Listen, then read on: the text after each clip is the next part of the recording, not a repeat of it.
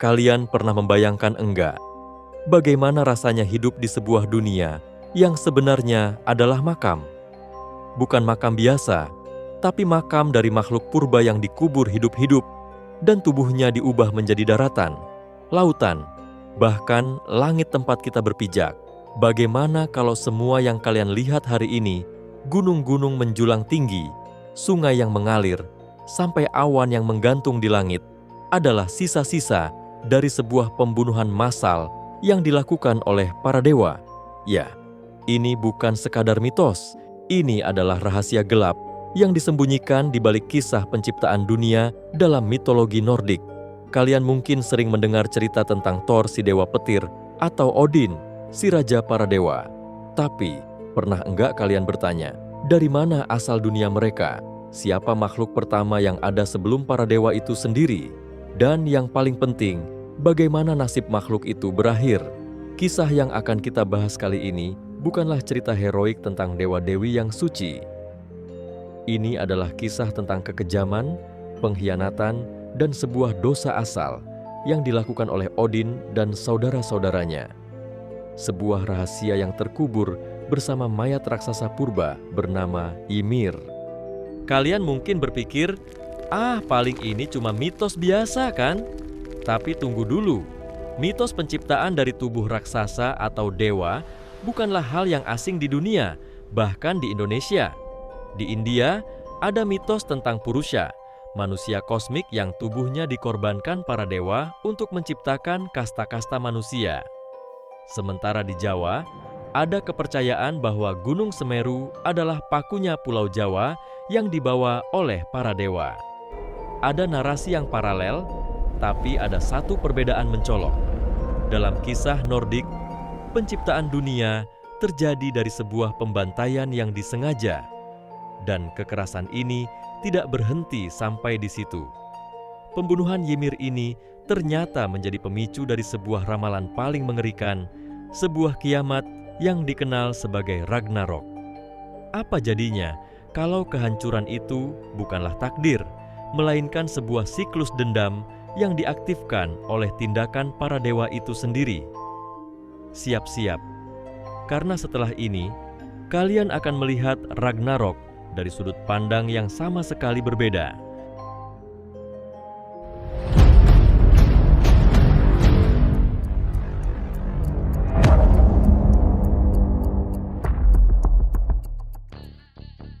Untuk memahami misteri ini, kita harus kembali ke titik nol, jauh sebelum Thor mengayunkan Mjolnir atau Loki merencanakan triknya.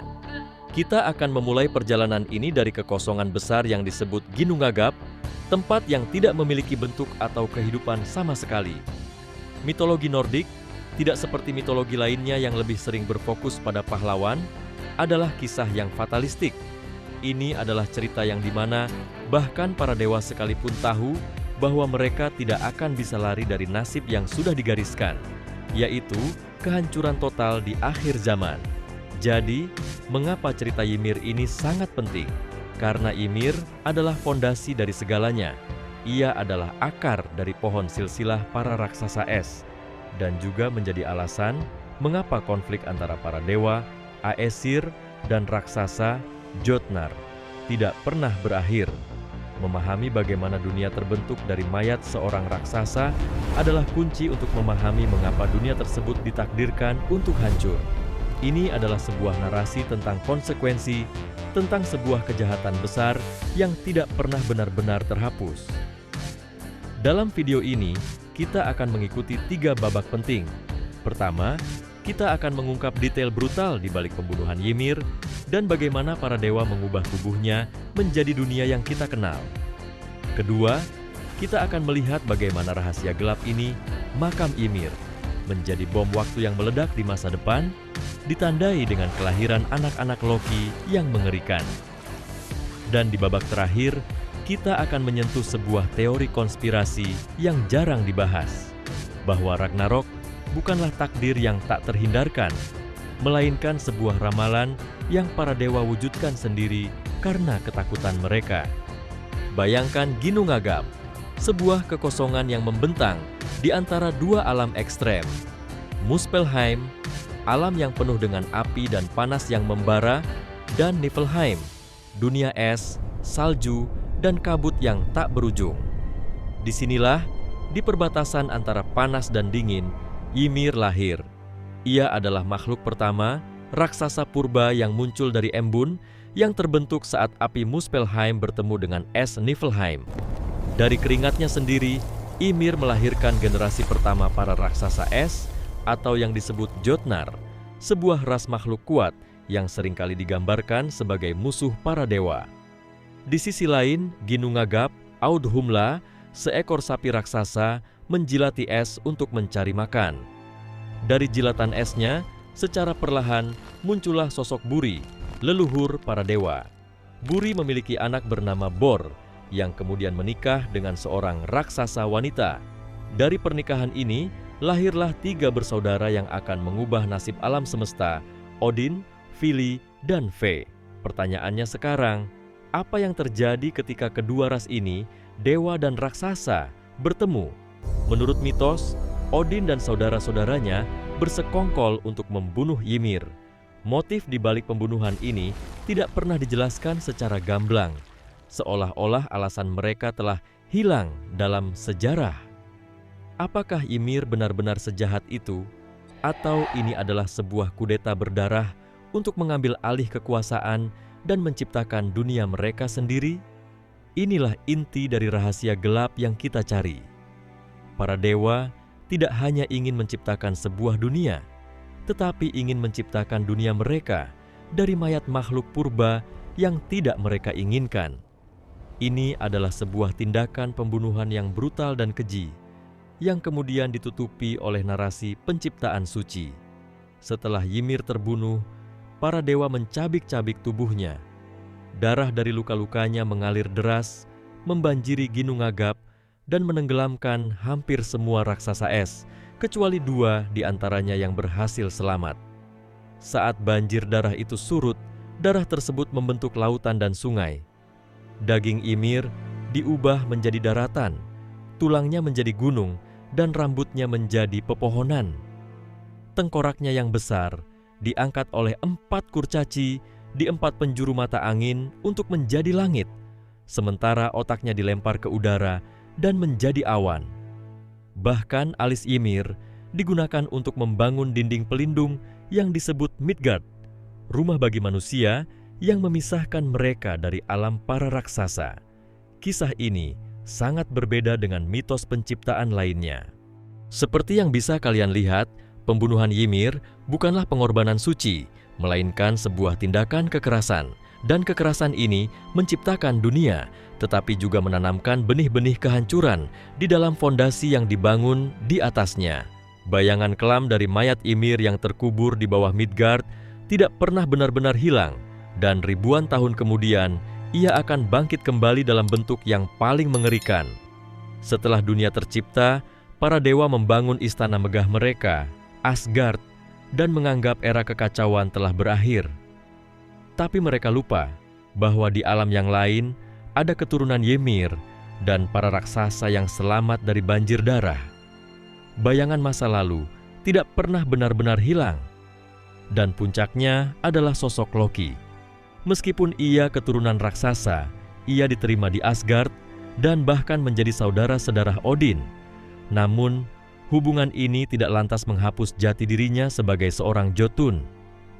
Loki memiliki 3 anak yang sangat aneh dengan raksasa Angerboda, yaitu serigala raksasa bernama Fenrir, ular Midgard Jormungandr, dan Dewi Kematian yang setengah hidup dan setengah mati bernama Hel. Para dewa menerima ramalan bahwa ketiga anak ini akan membawa kehancuran bagi mereka. Mereka pun dilanda ketakutan yang luar biasa. Ketiga anak ini adalah simbol dari dendam para raksasa yang kembali dalam bentuk baru. Mereka mewakili kekuatan kaos yang, menurut narasi para dewa, harus dihindari dengan segala cara. Para dewa mengambil tindakan drastis untuk mencegah ramalan ini.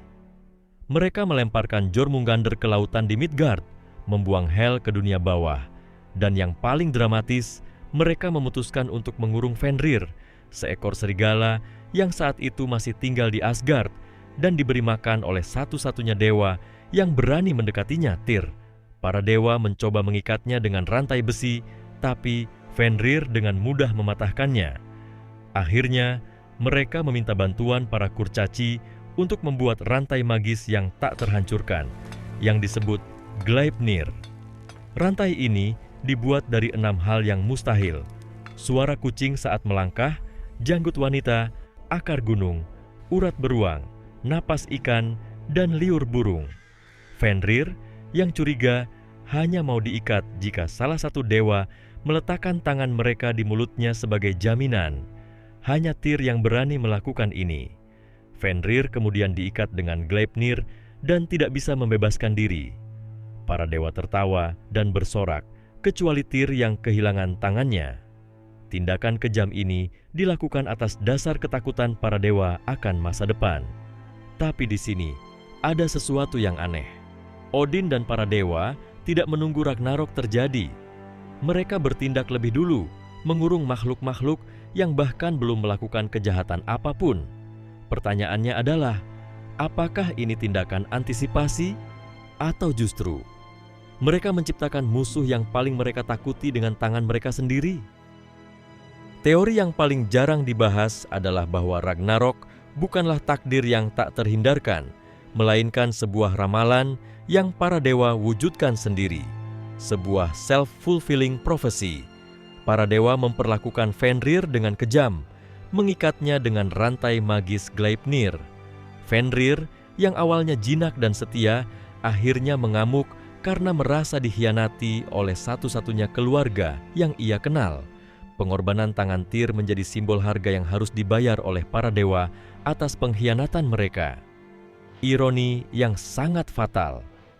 Para dewa berusaha mencegah kiamat dengan cara-cara yang kejam, tetapi justru kekejaman itulah yang memicu kemarahan dan dendam yang tak terhindarkan.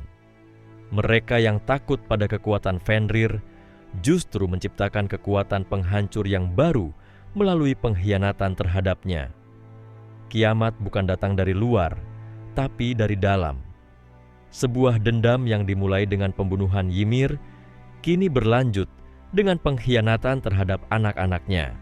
Cerita ini punya paralel yang sangat menarik dengan kisah modern yang mungkin sudah kalian tonton, yaitu Ymir Fritz dari serial Attack on Titan. Ymir di serial ini adalah seorang budak yang mendapatkan kekuatan Titan.